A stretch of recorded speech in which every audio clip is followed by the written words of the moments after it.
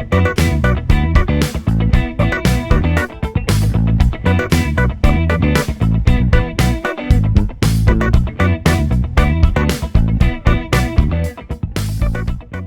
is your first time taking the cross-cultural walking tour. What did you think? Me? Yeah, you! Me? Well, I've been quite familiar with it because I've seen segments of it back and forth, and I helped a little bit in sort of guide to how to do walking tours. And then, of course, it being part of the garden, we looked at the content that we were offering there, and I've been working with Ainsley and Jeffrey over at the Wongs. So I've got familiarity with the thing, but it was nice to see it in a sort of a linear fashion and how it rolls out. So that was fun. Yeah. And I will attest, having had to do things virtually, creating virtual walking tours is an absolute beast of work.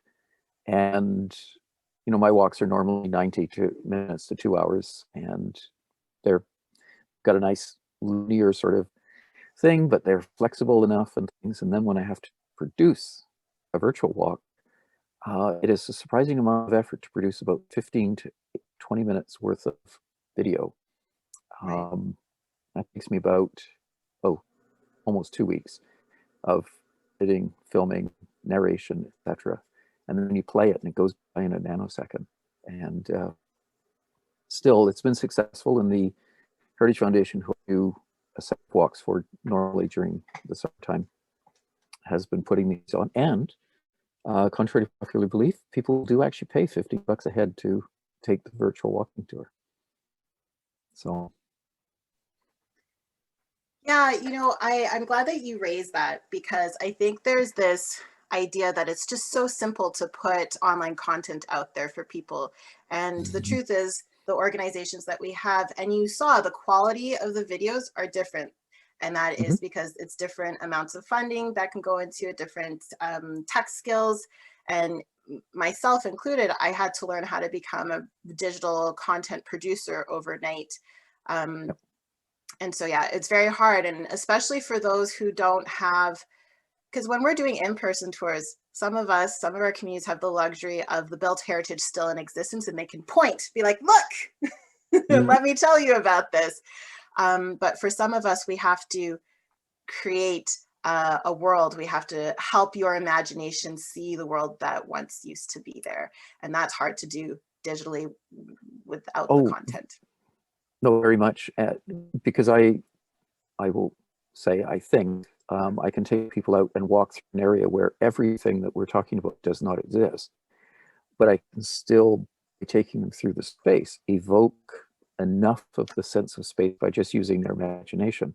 Because on the street, I can't stand personally holding photographs and trying to do things, because that just is distracting. And plus, if you got 30 people in front of you, not everyone can see it. But I do find that on the street, that sense of imagination, and you can evoke the sense of space, whereas digitally, all of a sudden you've got to search for photographs and various other artifacts to include within the video, because you can't, over doing this, you can't evoke that sense of place that you can do on the street.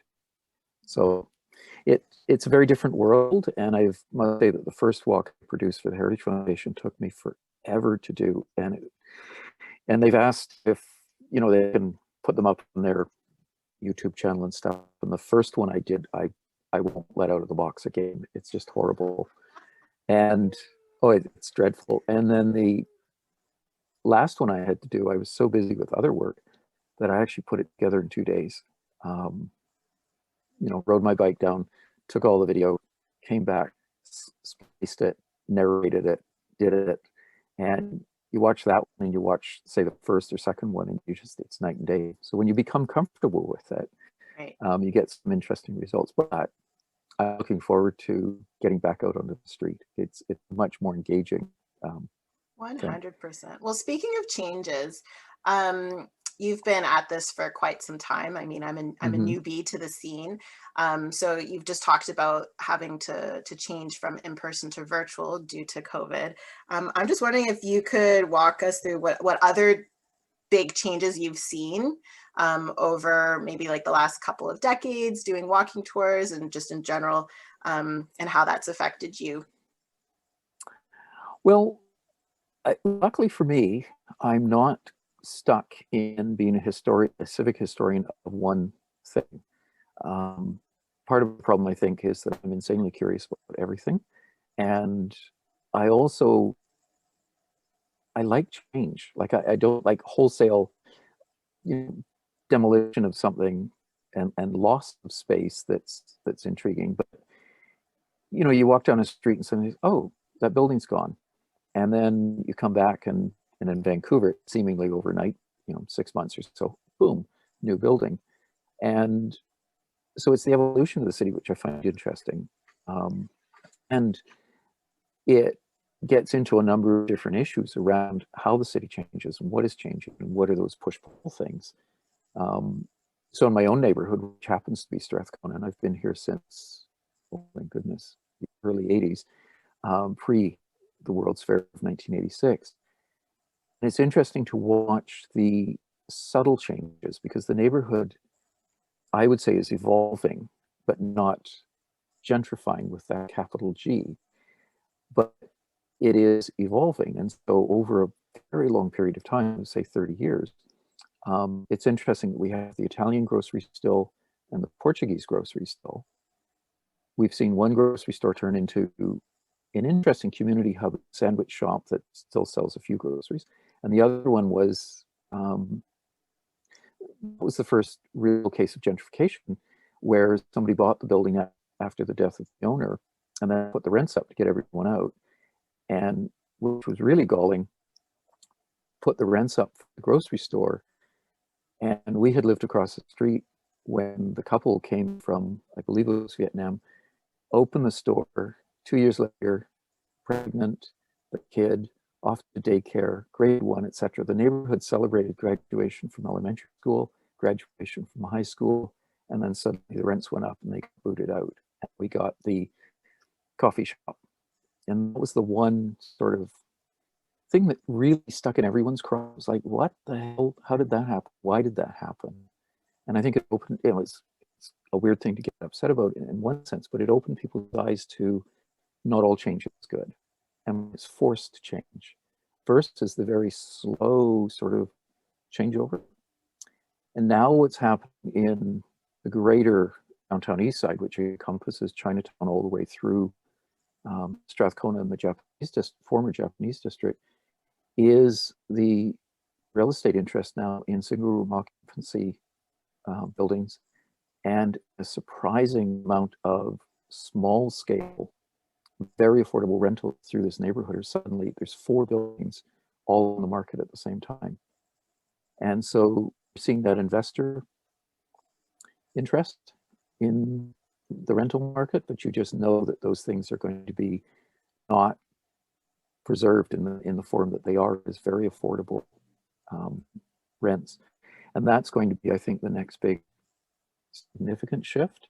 And we're already seeing the impact of that within the downtown east side with the hotel rooms being slightly upgraded and the rents just encroaching.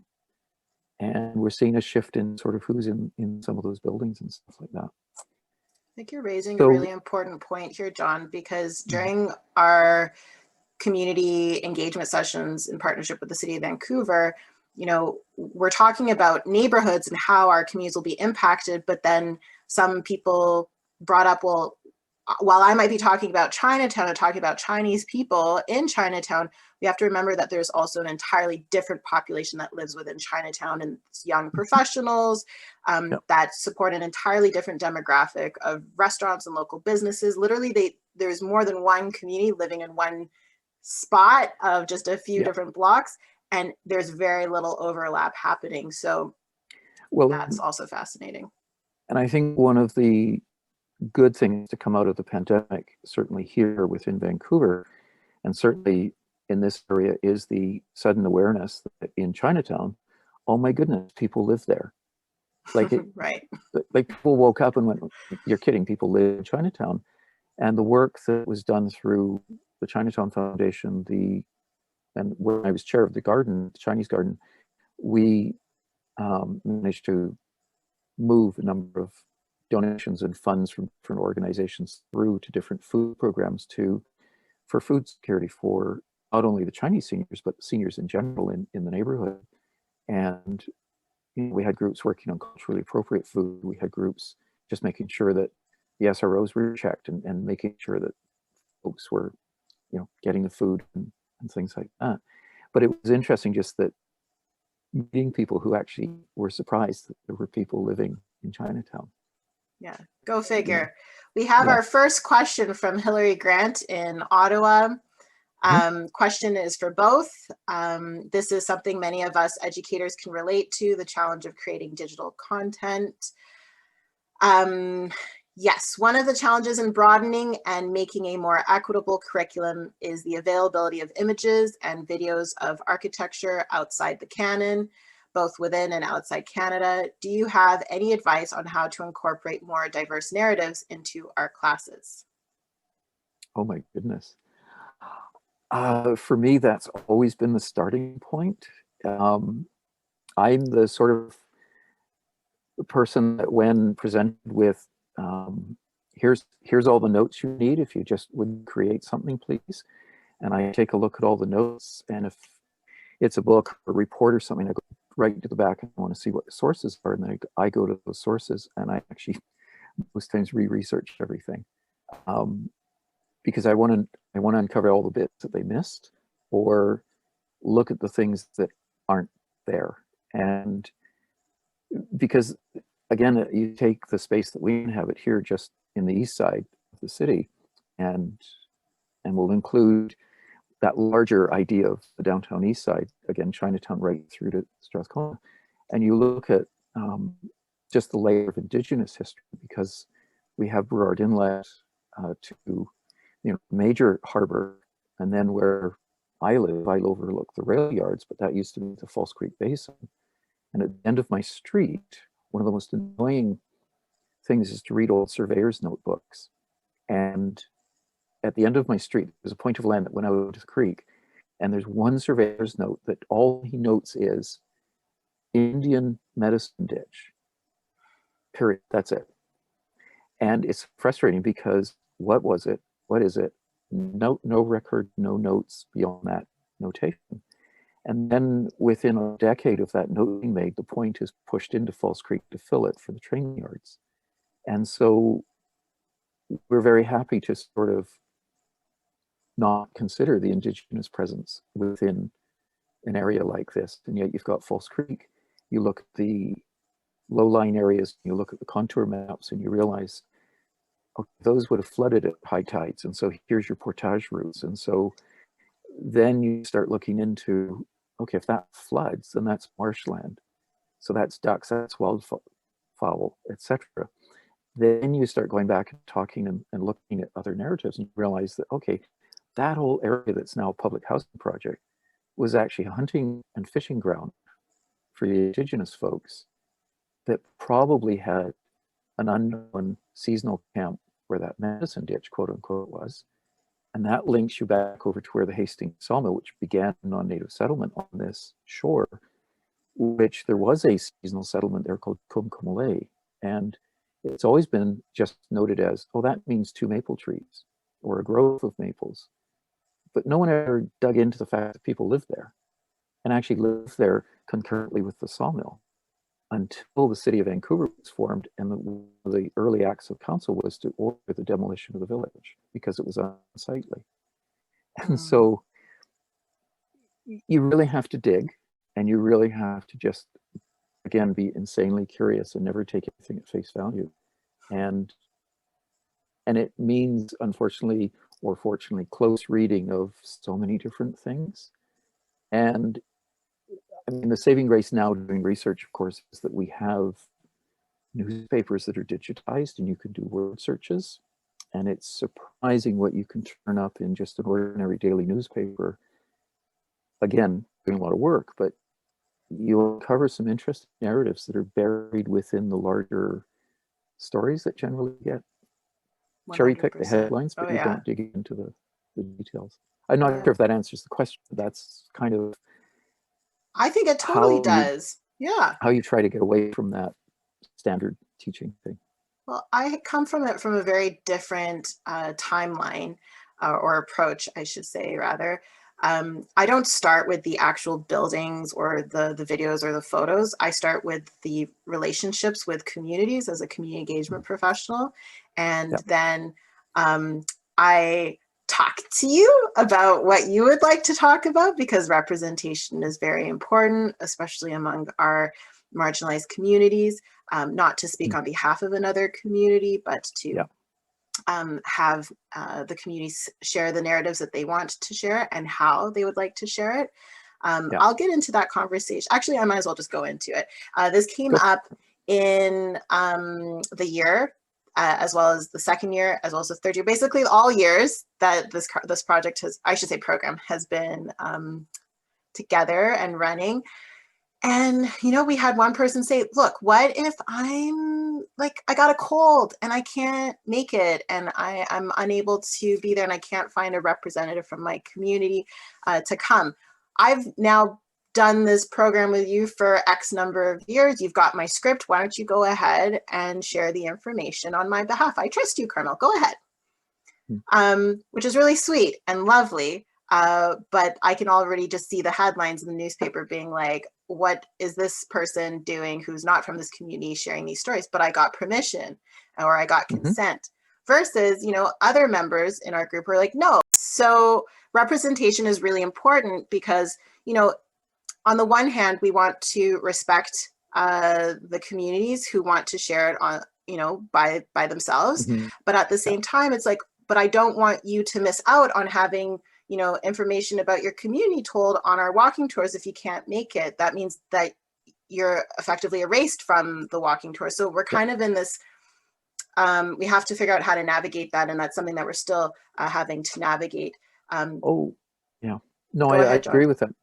No, I agree with that totally. And it's something that I'm always very careful with, because I just finished a large research project for a really interesting project where it's actually a development project, and it's a site in which everybody agrees has a lot of history to it, but none of the buildings on the site have any architectural value, but it's the intangible value of the site. And so what is it that is important about the site from a values point of view for the larger context of heritage? So then within that, you had my side of it trying to, well, put it into context of what does this embody? And so you go back to very early maps and you find trails that are marked on the maps. And if it's a settler map, well, then what they've done is they've marked for the indigenous trails. So then you go back to resources that are available, such as the Squamish Atlas, and you match those things up and you go, okay, well, here they are. But then I don't presume to speak anything about that. And the note is that the names and the roots belong to this group, and this group. And I leave it to the public engagement folks who are engaging that to talk about it. But then the Indigenous consultant that's been hired is the one that then fills in those gaps. But I don't presume to be able to even use the resources to fill that in, because it's not my place to do it. And the best illustration of this was projects that we did up in Fernie. My colleague Alana Zisplat and I have been very lucky to do a number of projects up in the Kootenays through the Columbia Basin Trust. And we wrote the heritage strategy for the city of Fernie because there's being a lot of development pressure as this skiing and the resortization of the town happens. It's like, oh, I'm only, 3 hours away in Calgary and I'll just buy my second house here. And, and it's not lived in for most of the year. So there's a whole raft of things, but we worked with the Tanaka there and brought them in right at the front end, because one of the things we discovered at Fernie is that the Indigenous presence was sort of, oh yeah, I think they're here. But no one had ever engaged with them. But what was really interesting is sitting down and talking about things. They did a session for city council staff and members of the various committees just on cultural awareness, which opened everybody's eyes in the town. It was really interesting just to watch the room suddenly just the scales fall from their eyes going, oh crap, like this is more than we thought. But when it came time to write some of the document, we said, how are we going to do this? And it was quite, both of the two consultants from the Tanaka said, well, that's simple. We write our piece, you write your piece. And I said, that's fine with us. And they went, are you sure? And we said, no, come on, you write your thing. And that was the key. But then when we presented to city council, Tanaka presented and Alana presented. It was a co-authored document because that's the best way to present. We didn't presume to speak on anyone else's behalf. And it's actually still one of my favorite reports because of that collaboration and respect for each other's work and knowledge. Oh, I love that. Thank you for sharing that, John. I've got family in the Okanagan, so I'd also love to hear maybe offline what's cooking there in Vernon. But we have two questions here. One from Jenny Pace, your neighbor in Strathcona with a keen interest in the growth of cultural landscape work and its potential use in community planning. Jenny is interested in your perspectives on a couple of questions. One, how might cultural planning serve goals of housing justice and resiliency? And two, how can we be sure to balance concern for the physical bricks and mortar as culture is increasingly centered? This second question is aimed especially at issues of building lifespan, deferred maintenance, and of course, necessary seismic upgrades. Boy. Well, we take the first piece, I think the cultural landscape one is really interesting because they're the best example of that emerging thinking is, in fact, when the city council made the very important apology to the Chinese Canadian population here in Vancouver back in 2018. And that was a probably 3+ year research project with the most amazing committee that I've ever sat on. And Ainsley's father, Judge Randall Wong, was on it, and many other incredible, like I felt like 2 inches tall in that room. It was quite an incredible collection of people. But that research project was to uncover the legislation that the city of Vancouver had passed against the Chinese Canadian population. And it was interesting because there was kind of that opening thing from the councillor that was in charge of it. And the gathered historians, the first meeting, I think 3-4 hours. And then at the end of the meeting, he said, oh, wow, that's a lot to go on. I think we can really do something here. And my colleague, Jean Barman, said, excuse me, that's just the top of the iceberg. And he goes, what do you mean? Well, then Henry Yu goes, oh, well, there's vrump. And then someone goes, vrump. And the poor counselor at the end of it was good. So there's like a lot more. How about I'll show you this timeline of anti-Asian racism in BC, like from the start of time until today.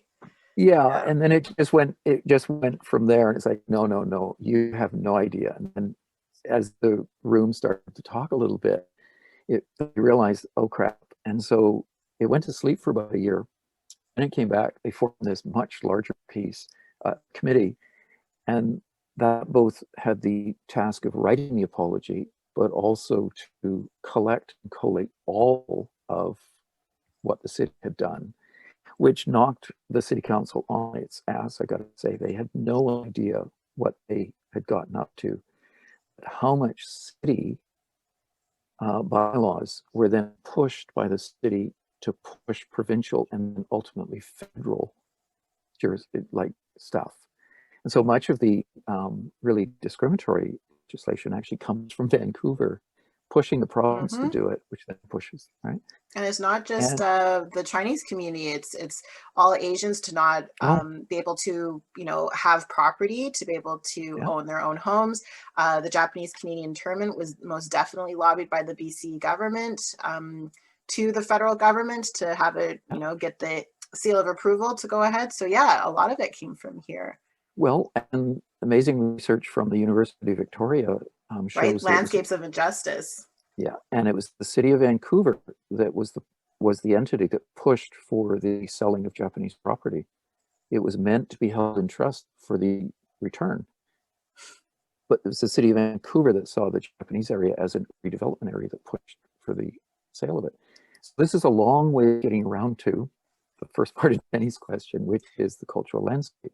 Right. Because out of the whole apology process, the committee was asked to recommend certain actions. And I think they thought they might get away with a couple of plaques and a statue and a something or other. No, it's a little more detailed than that.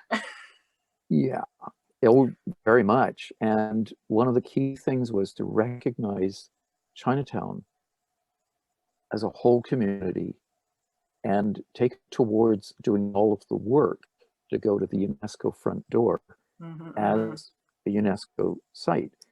Now, the goal necessarily, we'd love to have Chinatown as a UNESCO site, and I think deserves that, but it was the framework as Chinatown as a cultural landscape, as a complete community, because much of our sort of historic area preservation has been about the physical presence of a building, but not the life of the building, not, you know, your comment about the loss of the fresh produce store. Well, that for Chinatown is actually key, because if you live in or near Chinatown, you depend on the fresh chicken shop, the produce store, the herbal store, etc. If you have all of those pieces, then you have a complete community. And then the cultural practice carries on within the society buildings. Everything is there, and that's the cultural landscape. So in one sense, your physical landscape can change as long as things carry on and continue that actually maintain and service that community. Well, we're seeing a pattern, John, in a number of movements, you know, with the Black community especially, and the Japanese Canadian community. They're looking for redress as well. And you're hearing, you know, we want this to be a community center that is not only going to help, you know, continue with the needs of our communities, but can also serve all the communities that are in the area. And one of the biggest ones that I'm seeing a call from within these movements is not just community centers that are for culture, but also housing for residents in the area. We do have a housing crisis in the downtown east side. We also need senior housing. And so it's how can we, you know, help each other and with the current crises that we have right now, but also while celebrating the communities that have been here before, and to honor their memories, but to no longer displace anyone. No, we have the second. No, I mean, that's key to the whole thing. That idea of the cultural landscape is to recognize that it's not just one culture that you're celebrating, but it's the diversity within that you're also celebrating. And so we've had the recent case of Grace Manor where it's Chinese seniors living in a culturally appropriate space with food that works for them. Suddenly the building is sold and they were told to get I know, out. it was so upsetting. And now they're sort of, well, you could stay. There's a we question did a big around, mistake. Yeah. But then the question around, well, maybe our kitchen can't cook Chinese food. Well, that's a problem, right? And it's that lack of awareness of that side of it. Yet we haven't planned then for that continuation of that cultural side of it if we don't have space for our seniors and things. And well, this is what I don't understand, John, is, you hear, person-centered care. It's, one of the trendy words these days when it comes to healthcare. And what I don't understand is, why isn't that being applied to, cultural centered care of communities? It's the same concept. We do know that people will be happier and, feel like they belong if they have the care and are in the communities that they belong to. So and one of the interesting things too around that is, I have so many friends friends and friends whose parents would love to actually come back and live within the vicinity of Chinatown. And yet there's nothing that would work for them as they move into their senior years. And, we just don't seem to be taking that into account. And that, the biggest fear is that you then end up with a space that, this used to be, or this is Chinatown, but nobody is here. It's just the cute buildings, which then very quickly gets to Jenny's second piece.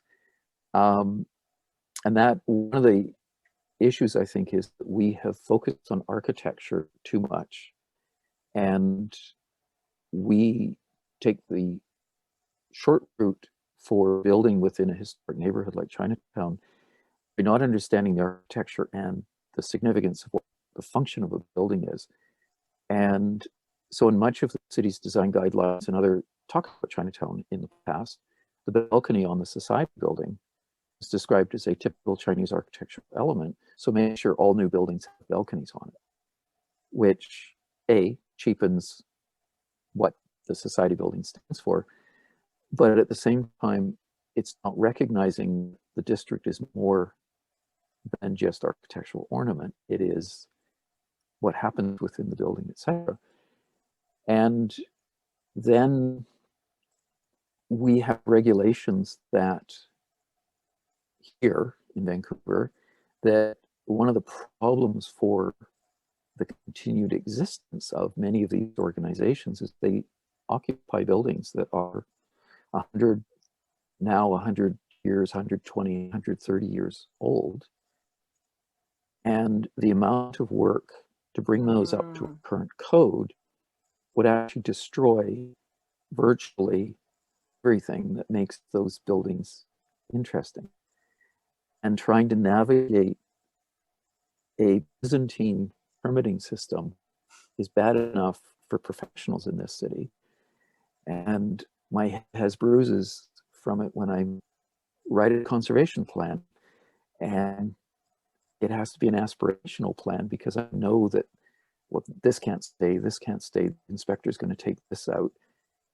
And, a victory for me is if I get the original siding boards on two sides of the building, and if it goes back on after, type thing. So for a space like Chinatown, those regulations actually in many ways imperil the significance of not only the architecture, but also the cultural practice within the building. And it's the simple renovation that we don't seem to be able to manage. But on the outside, the other problem is that we tend to make very shallow gestures to the space that you're building in.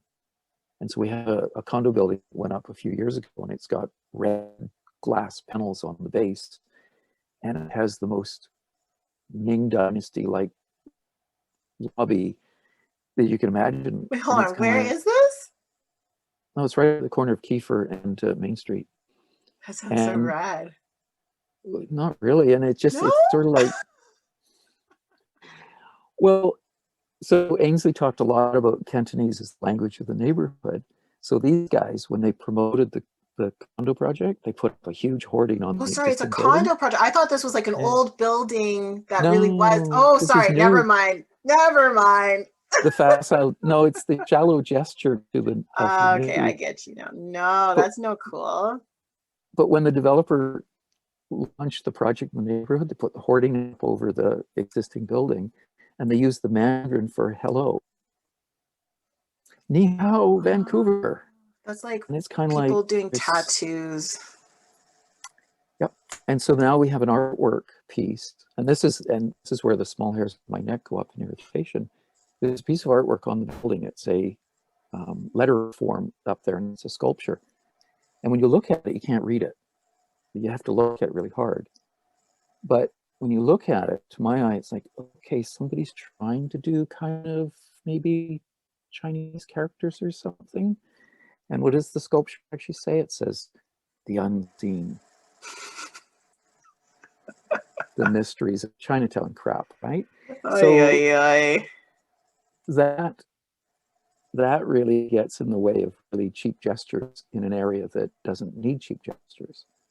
That also like dives into, you know, how there are some walking tours that are really, you know, deeply rooted in research and historians. And then of course there's entertaining tours. And I know that you've been making huge efforts to try to standardize tours so that, you know, we're not disseminating misinformation. But like even during one of our first meetings for the cross-cultural walking tours, you know, someone was saying, oh yeah, Chinatown started here. And like the Chinese person's like, Chinatown started here. And it was, I just couldn't believe it that there's even a monument in Chinatown that has not the correct information on it. It's just, it's mind-boggling. And when I did the research and pointed it out to folks, I had huge arguments about how my research was wrong. And what's been interesting is since 2014, I've been trying to get the funding agent and everyone else to correct it. And I mean, do we have to go rogue and put a sticker on top of that? It might be the only way, because but you see, it comes out of the popular imagination of what Chinatowns should be to fit the popular imagination versus what they actually are.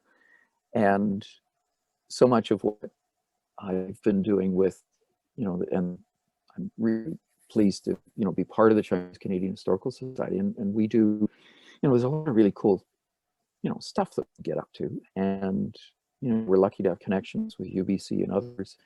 And it's really digging through and just normalizing Chinatown and taking away the exoticness of it and the otherness that everyone lays on top of it to just present a space that is actually way more interesting in its normality than it is in the, oh, there's tunnels, these opium dens. And oh, it's so annoying. I struggle with it. We have a question from Magda. It's for both of us. Can you talk a bit about different communities' use and appropriation of spaces in this neighborhood? For example, the Japanese Hall is a purpose-built structure, and the history of that design and construction process would be an interesting story to explore. Other spaces may have been adaptively reused by communities, which I think are also important architectural histories.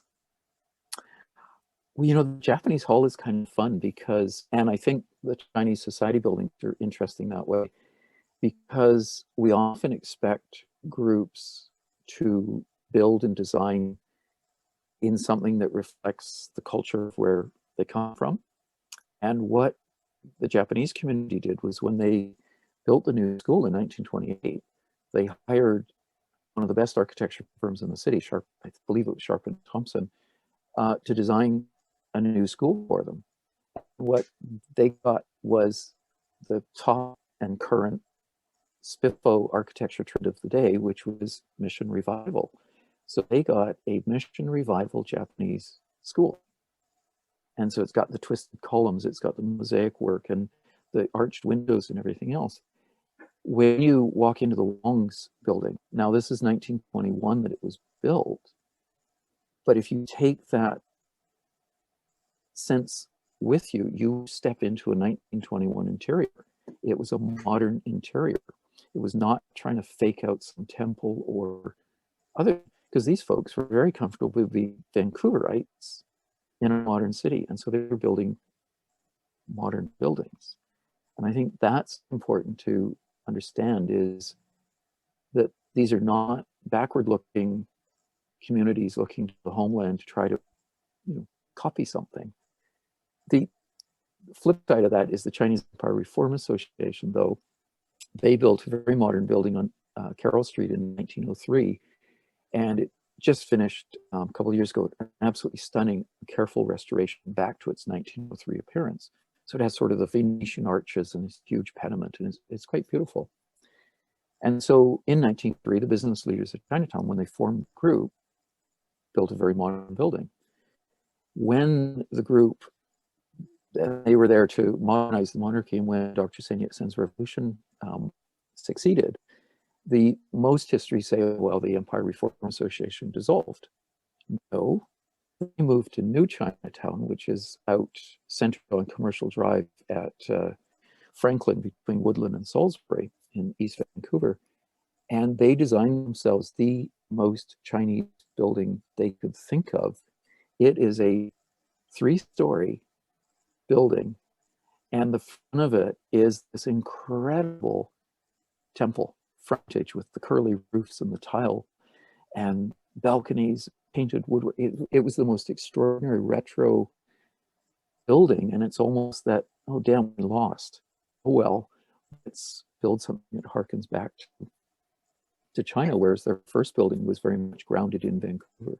I have such a fun story to share with you on this note. So the Musqueam School, which is in the Wong's Benevolent Association, to my understanding, did not open its doors for a very long time, let's just say 100 years, unless you were a Wong, specifically their Wong clan.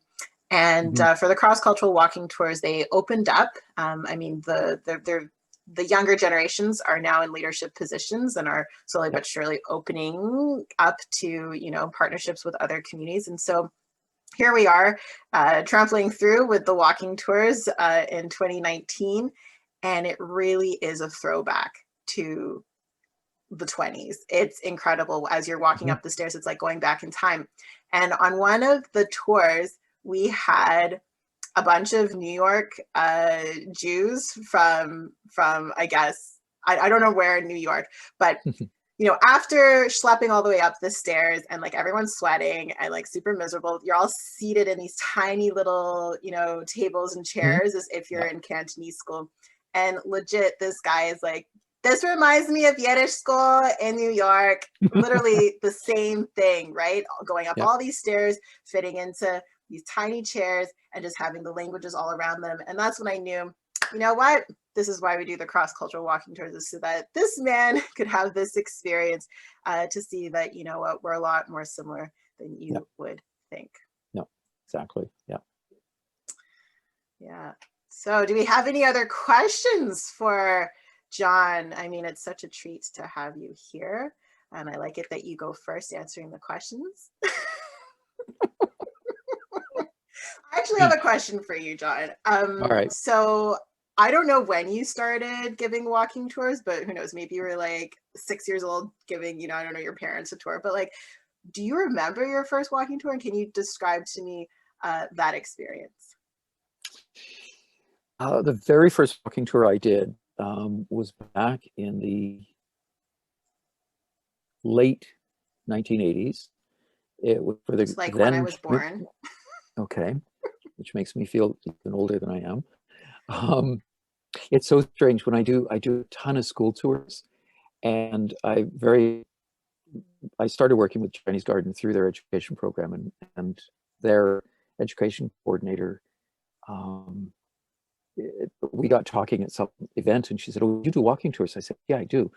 "Oh, we could do tours at the garden." So in pre and hopefully post-COVID times, I love taking elementary school kids out through Chinatown and talking about Chinatown and stuff. Can't remember why I said that, started that way. Anyway, I was involved with the Community Arts Council. I'll figure out why I was bringing the garden and kids in there. Anyway, I was a member of the Heritage Committee of the Community Arts Council, and they fundraised by doing a walking tour, and they usually got some city councilor or other brand name architect or something to do the walk.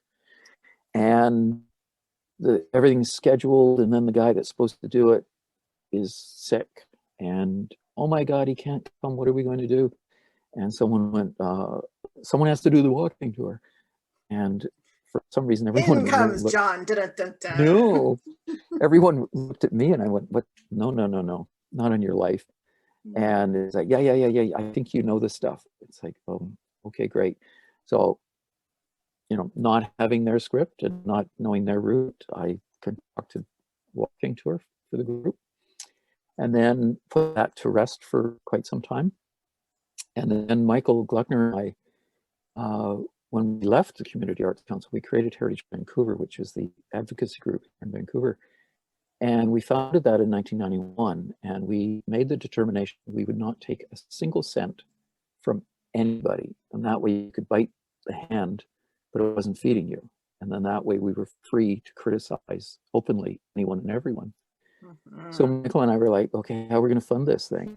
And I went, well, you used to do walks for the Community Arts Council. And he went, well, you did one. And so that's what we did. We started doing walking tours. And our first walking tour for Heritage Vancouver was a downtown tour. And Michael and I were like, okay, well, if we get 20 people at $20 a head, you know, or $10 a head, sorry, that's $200. So that's, you know, that'll go to the coffers, okay. And this is 1991. So we're standing at Victory Square at the War Memorial, and we're like 10 to the start time, and there's 10 people standing there, and we're like, yay, this works. And between that 10 minutes to and 5 after 10 is when we started the thing. Ended up with 122 people. OMGs. Yeah. So Michael and I. Did you have like a speakerphone and everything? Nope. You learn so much when you're confronted with 125 people. No kidding. You learn how to balance on fire hydrants to get up above the crowd so you can project. You stand on walls. You learn to stop talking when traffic goes by. Something I still do. I'll have a conversation with friends, and we'll be on the street, and you know, something goes by, and I'll just stop talking because it's noisy, and they're going, "Is something wrong?" Oh, no, yeah, I do the same thing, John, and I use this hand motion for the car or the truck going by, like, and then I'm like, and then we continue. Yeah. So yeah, we dragged those folks through downtown and did an architectural and a bit of a history tour. Neither one of us could speak the next day. I mean, we were, you know, gone, but it set a precedent for the group. And so we set up a program of walking tours that funded the group for a couple of years. And then we started getting, and then we were victim of our own success because the group started getting requests for private tours and various things. And I had served, I think, president, vice president, etc. And anyway, and then I was winding down some of the work I was doing and other things. And I just thought, you know what, Wednesday nights would be really fun to take people out in the summer and just show them my quirkiness in the city. And so the first walk I did by myself was the West End. And I went down there, corner of Nelson and Thurlow in the park. And I thought, okay, what if nobody comes? Oh, well, we'll walk home type thing. And I think we had 30, 40 people for the first one. And as the Wednesday night walks went, the second one had 50 and the third one had 75 people. Wow. And it sort of settled down to an average of about 35 or 40 people type thing. And so that's how I got into it, was just sort of mostly by accident. That's amazing. You know, as you're talking, you know, a lot of the conversations that you had are the conversations that I had with multiple partner organizations, from like, how much are we going to charge everybody? And then we're like, so how much do you charge for yours? And then literally we're going around, you know, asking who charges what. And I was like, don't hold any cards close to your heart, because we need to know how much to offer for the cross-cultural walking tours. And then the same thing, like, how many people should we have in a tour? And, you know, we ended up settling on 15 because for a good portion of our tour, we're walking through, at the time before COVID, through the living rooms of residents on the downtown east side. So we wanted to make sure we didn't, you know, block the sidewalks or storefronts or access to the park, for instance. So the number of participants is also something that we have to take into consideration. I remember at one point we were talking about, does anybody here have insurance? Do we insure people while they're walking? I was like, what if they fall and like, sprain an ankle? Is that all of our faults? Like all 30 organizations? Like, how does that work? And again, because we're not a nonprofit, we're just a conglomeration. We were having to, and we were like, listen, people walk every day on the streets. If they can't figure out how to put one foot in front of the other, then those basically we had to simplify things for us, because otherwise we could have thought about everything underneath the sun and then get really caught up in that, when at the end of the day it is a walking tour and we just want to share our information. So speaking of sharing, and you were talking about classrooms, this seems to be coming up in a lot of the work that I do in community engagement work. The walking tours, especially the cross-cultural walking tours, has been hit up by a number of Strathcona teachers. We did on an unbelievably windy day in the autumn, I think, of 2020. No, not 2020, 2021. No, 2019. I mean, we'll get there eventually. And it was amazing to take social studies teachers from across the Lower Mainland on our walking tour. And they all said, yo, this needs to be a teaching module. This needs to be in the classrooms. We have to take the students. We have to do this, blah, blah, blah, blah. And, Vancouver School Board was a partner organization in our first round. And we were like, oh, hey, do you hear the teachers? They're writing letters. We've got support. There's clearly a market for this. And it's just because we didn't have the funding, which, surprise, surprise, is what, makes the world go around.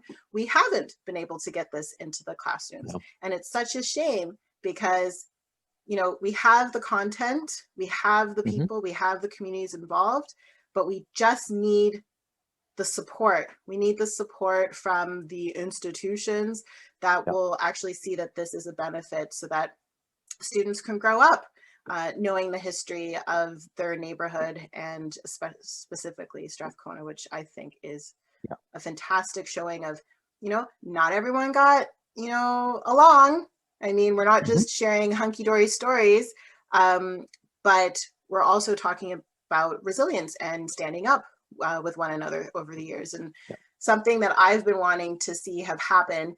And I mean, like, I've had to be very patient, because when I get an idea in my head, I've already been, I guess, I'm at the point that I've been envisioning for the past 4 years, finally thinking about what to do moving forward. It's taken this long to get to here. What I want to do is to find the juicy stories that interconnect all of the communities. So where I thought about that, that exercise of the projector slides and the overlapping of the tours, I wanted to find the stories of the shared streets.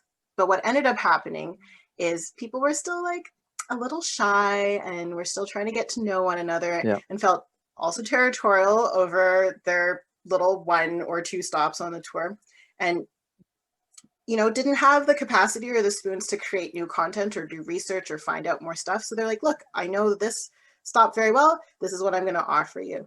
But then, well,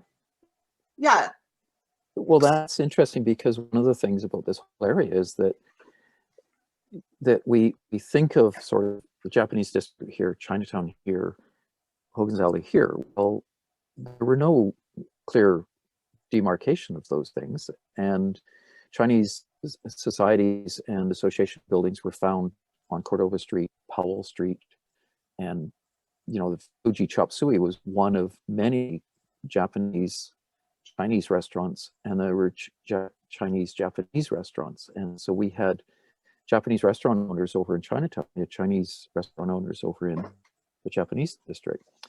And while the Hogan's Alley Vise has sort of taken on a mythical status there, because it lasted until the 1970s.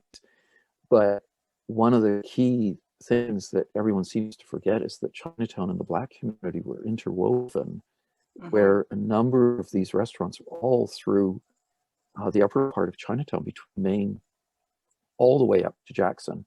All these small little joints were all interspersed over there. And then you had the nightclubs out over on Hastings Street, which then blended in with the Chinese theaters. And then later in the late 60s, early 70s, you had the Hong Kong movie industry. Run Shaw opened his theater on Hastings Street.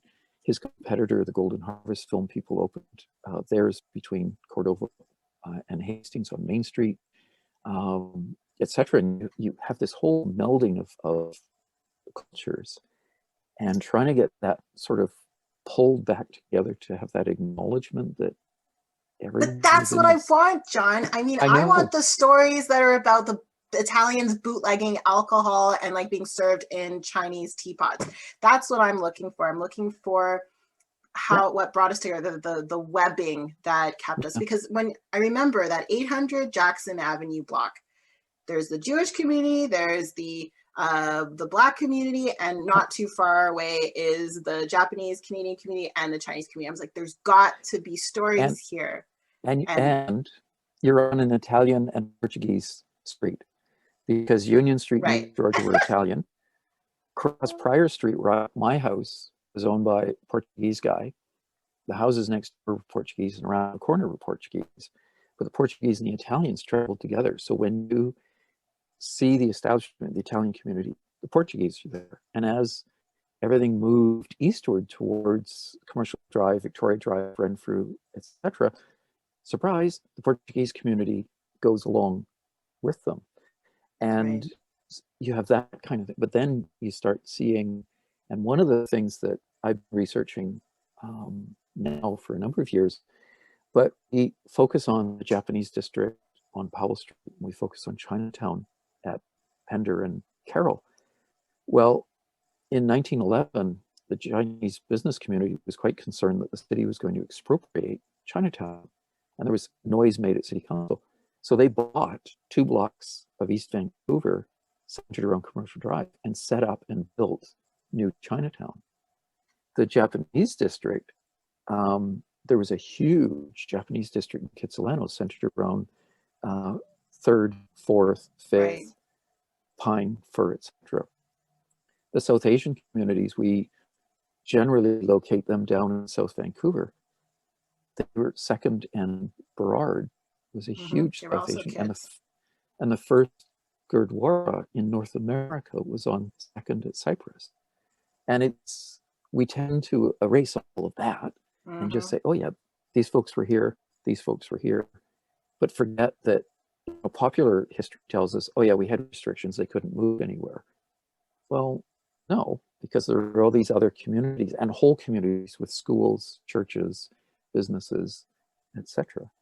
And so locating that and exposing that and sort of saying, no, kids, your vision of Vancouver is a little bit different than what you have always thought it is kind of That's important. So true. And the cross-cultural walking tours, we're always thinking, well, we've been focusing on Strathcona because that's an easy start for us, but we've always wanted to do Kitsilano and Mount Pleasant. There's New West, there's tons of areas where a lot of these communities can come together and share their stories. And speaking of kits, so I was part of the Nikkei Museum's partnership with the Digital Museum of Canada project, The Righting Wrongs. Essentially, there was all these protest letters that were written by the Japanese Canadian community in protest to what was taken away from them during the internment.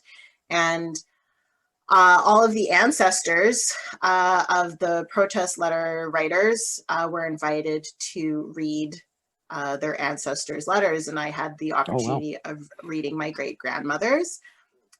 She did not write one, but 2 protest letters. I mean, so social justice definitely runs through my veins, and she's also one of the only women to write a protest letter, so she's badass in my books. And as I was reading the protest letter, obviously super emotional, I learned for the first time that we had property, not only in Port Essington near Prince Rupert, where my family was once there, but also in Kitsilano, where I used to live. Legit just a few blocks away, and I had no idea. So I'm about to post a video. So I'll be posting the first video of me reading it. It's like super professional, high quality. You'll love it. But then part 2 is just a friend of mine with like a little camera on our bicycles, and we're going to the location at 1864 West 8th, and my reaction to seeing the spot. Nice. So yeah, yeah, it's the stories that we have aren't just limited to one neighborhood. I mean, we move a lot, and it's important that we share it. And I'm just so honored that for this conference and for just in general, yeah, we were invited to share our stories today.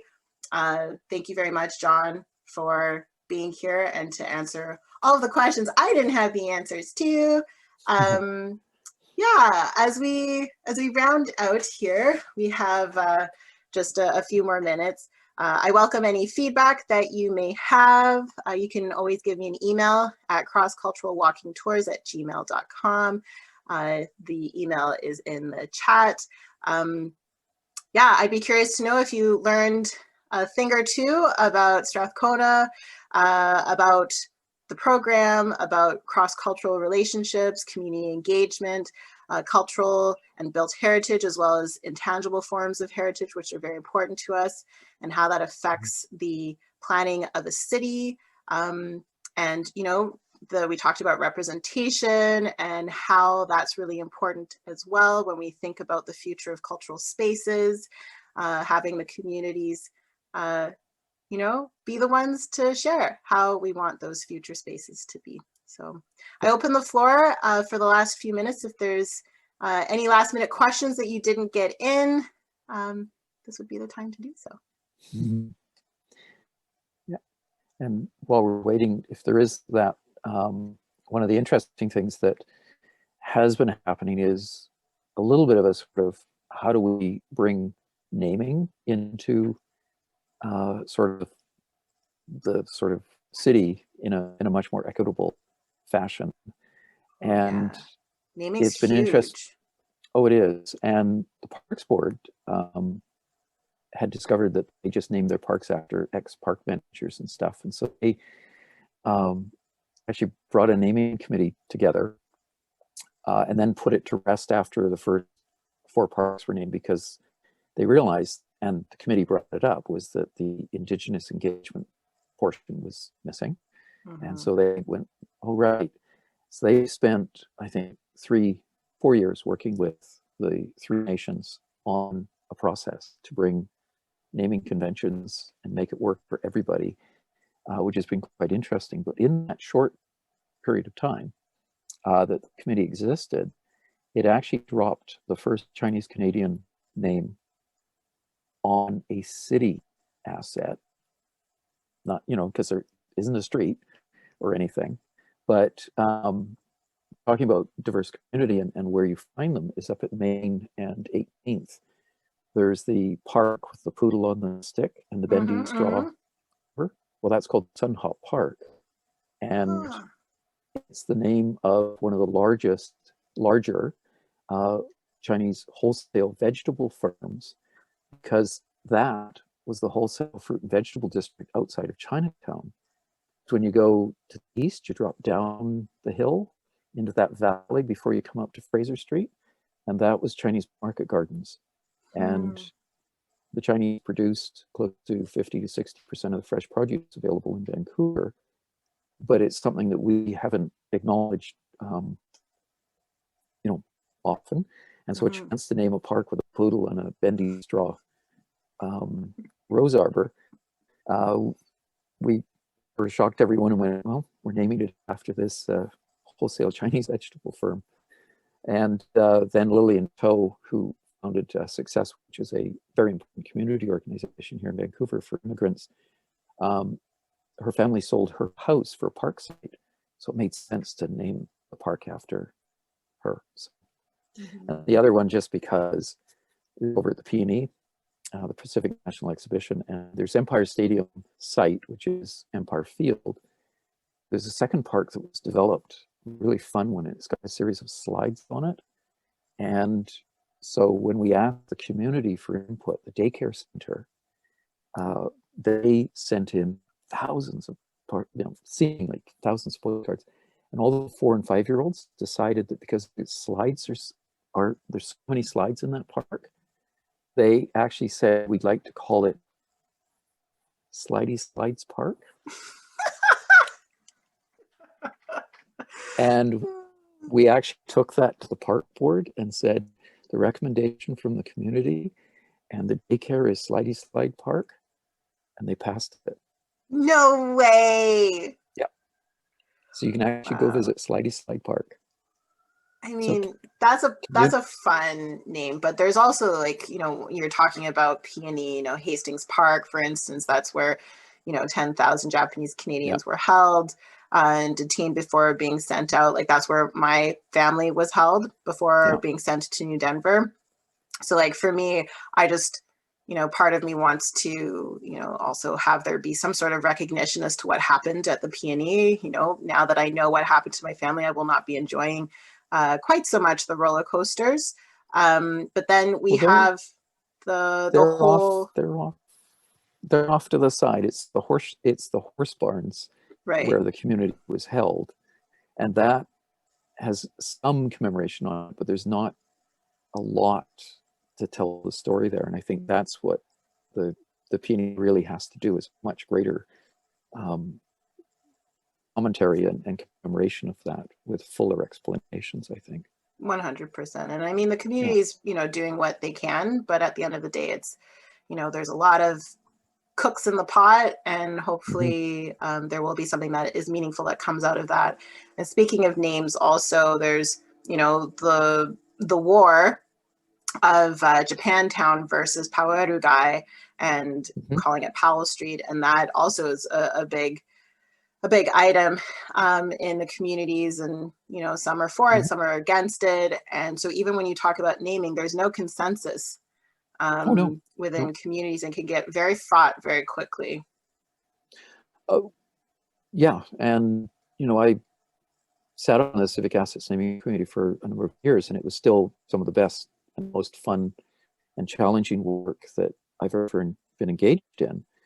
But at the same time, you then run up against roadblocks and other things that, you know, you come up with this, and then it's like, oh, well, I don't know, you know, and then suddenly bureaucracy gets in there and stuff. Or another segment of, you know, folks say, well, what about this name? And it's like, well, okay, but, you know, so no, it's fraught with, it's very difficult and challenging to do. And one of the things that we have not dealt with and don't seem capable of dealing with it is the act of renaming things, right? Because there are names that need to get off the street or have very large pieces of commemoration to say, you know, this guy did this, this guy did this, right? Yeah. And we made one small thing there where every new street sign now has a descriptor on it, so you actually, you know that not just, you know, Smith Lane, you get, you know, Michael Smith and, you know, community organizer and something, so that now you can walk through the West End, see them, and you know who these people are. And I was just going to say the West End did a fantastic job renaming their alleyways. I mean, John, I could talk to you for hours. I think you're one of the coolest people in Vancouver. But I know that we need to let people go. So if there aren't any questions, I bid you a good evening for those who are on the East Coast, a good afternoon for those who are on the West Coast. Again, thank you everyone for your time. We are just going to hang back with the organizers of the conference so that we can end our evening. So thank you again for joining. Aw, thank you. Everybody, thank you.